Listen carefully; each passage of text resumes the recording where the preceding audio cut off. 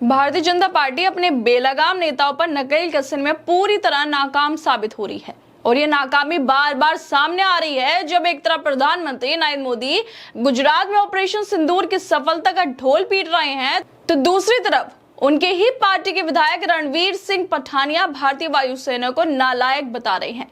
ये बीजेपी वाले बार बार सेना का अपमान कर रहे हैं, ऐसे घटिया बयान दे रहे हैं, लेकिन बीजेपी के आला कमान को कोई फर्क पड़ता हुआ दिखाई नहीं दे रहा है। जैसे इन्होंने अपने नेताओं को छूट दे रखी है सेना का अपमान करने की, घटिया बयान देने की। एक तरफ नरेंद्र मोदी ऑपरेशन सिंदूर के नाम पर प्रचार कर रहे हैं और दूसरी तरफ उनके नेता, नरेंद्र मोदी के नेता, सेना का अपमान कर रहे हैं।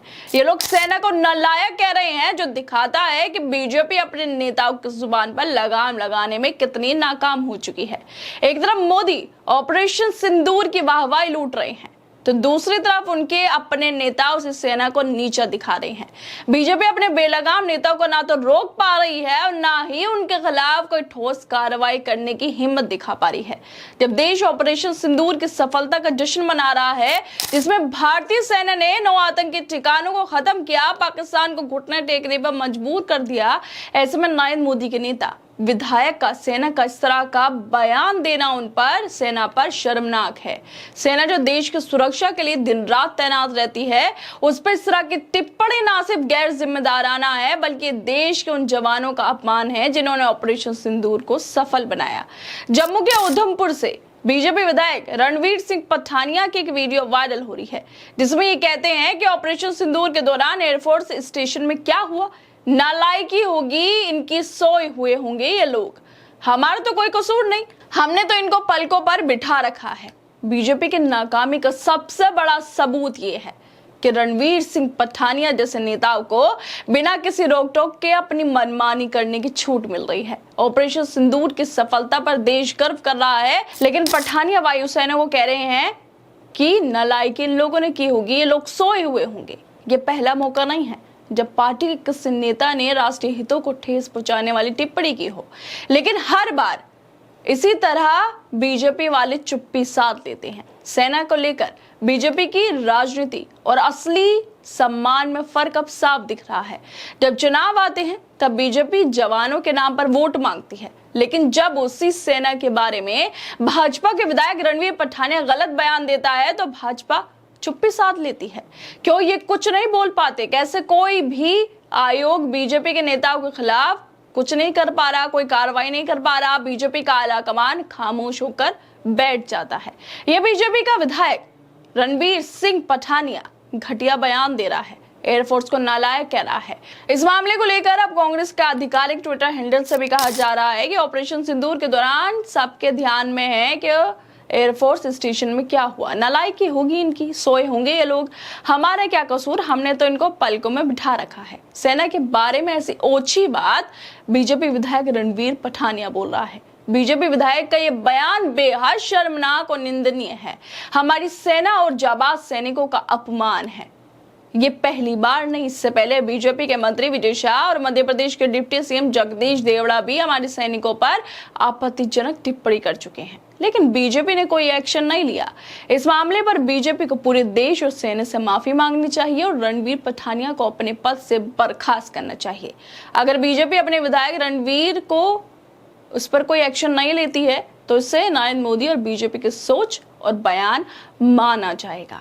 ये कोई पहली बार नहीं है जब इस तरह का अपमान सेना का हुआ हो। सोचिए, बीजेपी के ये नेता हैं जिनकी पार्टी सत्ता में है, अगर ये लोग विपक्ष पर कुछ बोले तो पक्ष और विपक्ष के जो बीच जुबानी जंग होती है वो चलती रहती है, लेकिन सेना, देश की सेना, उसका अपमान हो रहा है, जो सरहदों पर हमारी सुरक्षा करती है, जिसकी वजह से देश का हर एक नागरिक सही से सो पाता है, उसको नालायक बोला जा रहा है। ये बीजेपी के नेता उनको नालायक बोल रहे हैं और ये कोई पहली बार नहीं है। इससे पहले मध्य प्रदेश के जो मंत्री हैं विजय शाह, उन्होंने तो कर्नल सोफिया कुरैशी को आतंकियों की बहन कह दिया था, जिसके बाद हाई कोर्ट को खुद उन पर संज्ञान लेना पड़ा था। सोचिए, देश की जाबाज बेटी ऑपरेशन सिंदूर में भूमिका निभाने वाली को आतंकियों की बहन कह दिया था। इतना सांप्रदायिक जहर भरा पड़ा इन लोगों में बीजेपी के नेताओं में, और पूरी लिस्ट है। जब से ऑपरेशन सिंदूर हुआ है, इसकी शुरुआत, जो ये घटिया बयान देने की शुरुआत थी, वो विजय शाह ने की है। और उसके बाद तो पूरी लिस्ट भरी पड़ी है कि इन नेताओं ने कैसे जो हमारी सेना है, हमारे अधिकारी हैं, उनका अपमान किया है। विजय शाह के अलावा मध्य प्रदेश के जो उप मुख्यमंत्री है जगदीश देवड़ा, उन्होंने भी कहा कि आज पूरा देश की सेना और हमारे सैनिक भी नरेंद्र मोदी के चरणों में नतमस्तक है। इनके चरणों में पूरा देश नतमस्तक है। जो नरेंद्र मोदी ने जवाब दिया उसकी तारीफ होनी चाहिए। नरेंद्र मोदी के लिए तालियां बजा दीजिए। अब वहां बैठे लोग बेशर्मी से तालियां पीटने लगते हैं इस बात पर कि नरेंद्र मोदी के चरणों में हमारी देश की सेना नतमस्तक है। इससे ज्यादा और क्या अपमान हो सकता है सेना का? इससे ज्यादा और क्या ही घटिया बयान ये लोग दे सकते हैं? और ये पूरी लिस्ट है ऐसे घटिया बयान देने की। मध्य प्रदेश के मनगवा से बीजेपी विधायक नरेंद्र प्रजापति ये भी कह रहे थे, मैं तो ये बात कहता हूं कि नरेंद्र मोदी के नेतृत्व में जो कार्यक्रम आयोजित हो रहा था, पाकिस्तान समाप्त कर दिया जाता अगर यूनाइटेड नेशन के द्वारा सीज फायर का हम लोगों को आदेश नहीं आता। ये बीजेपी के विधायक है और इनकी नॉलेज की दाद देनी चाहिए, तारीफें करनी चाहिए, इनको तो फूल माला पहनानी चाहिए। इन्होंने उस सच्चाई को बता दिया जिसका जनता को पता नहीं था, बल्कि खुद इनकी पार्टी को नहीं पता होगा।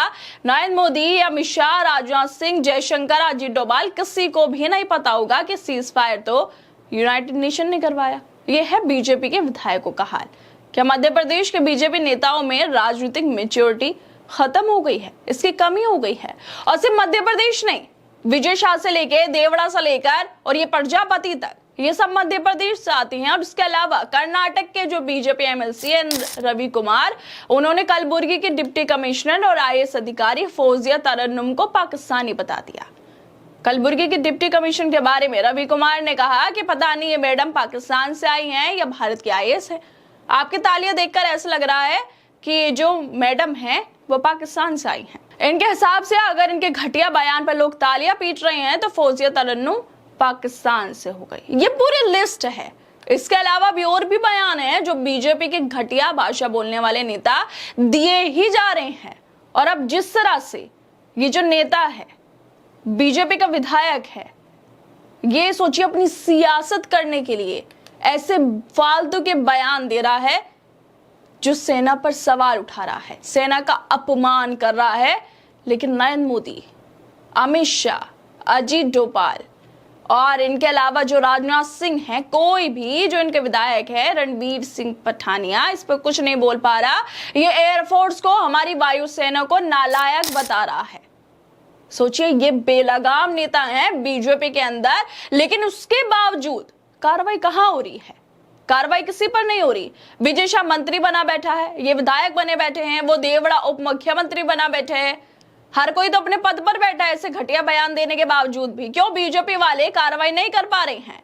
नरेंद्र मोदी तो सेना के अपमान में खूब कसीदे पढ़ रहे हैं, ऑपरेशन सिंदूर को अपनी वाहवाही कर रहे हैं, उस पर अपनी पीठ थपथपा रहे हैं, लेकिन दूसरी तरफ उनके नेता सेना का अपमान कर रहे हैं। और ये सबसे शर्मनाक है कि अब देश में सत्ताधारी पार्टी के नेता सेना का अपमान कर रहे हैं, लेकिन कार्रवाई उन पर कुछ नहीं हो पा रही है, क्योंकि ये बीजेपी की सबसे बड़ी नाकामी है। खैर दोस्तों, आप लोगों को क्या लगता है, जिस तरह से बीजेपी के नेताओं की पूरी लिस्ट बन गई है जो सेना का अपमान कर रहे हैं, लेकिन कार्रवाई के नाम पर सब डब्बा गुल है? इसको लेकर हम अपनी राय जरूर दें और बाकी तमाम खबरों को देखने के लिए जुड़े रहिए हमारे साथ।